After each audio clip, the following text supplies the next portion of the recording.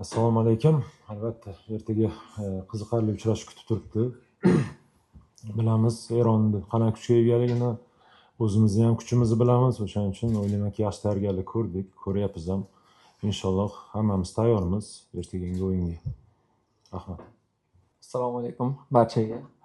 Ertaga juda ham qiziqarli o'yin kutib turibdi.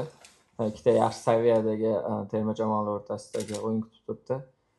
Lekin biz bu yerga g'alaba uchun kelganmiz va xudo xohlasa bor kuchimizni berib g'alaba uchun harakat qilamiz. Endi albatta Eron terma jamoasini, umuman Eron ligasini hozir yaxshi bilamiz, chunki futbolchilarimiz o'ynaydi. Biz milliy terma jamoalar ko'p to'qnashib kelganmiz, to'qnashib kelyapmiz ham. O'shaning uchun ozmi ko'pmi o'ziga yarasha informatsiyani egamiz. Albatta futbolchilardan ham kerakli ma'lumotlarni olganmiz. Avvalambor savol va maqtov uchun rahmat. Lekin hozir bu savolga javob beradigan mavrida emas deb o'ylayman, chunki ertaga muhim o'yin kutib turibdi va bor konsentratsiya hozir o'yinda. Albatta solishtirish menimcha o'rinsiz. O'sha paytda o'sha avlod kuchli bo'lgan, xuddi shunaqa Eronda ham hozirgi kunda mana shu avlod kuchli. O'shaning uchun solishtirmagan bo'lardim.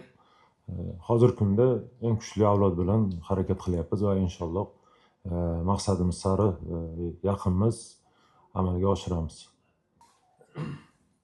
Endi albatta ularda o'ziga yarasha o'rni bor.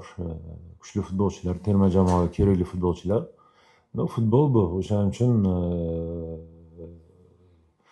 o'rniga boshqa futbolchilar chiqadi, harakat qilishadi deb o'ylayman va Ostonga keladigan bo'lsak, jarohati bor edi. Tayyorgarlik ko'ryapti, qaraymiz qanchalik tayyor bo'ladimi ertagingi o'yinga yo'qmi. Qolgani hammasi sog' omonmiz, tayyormiz.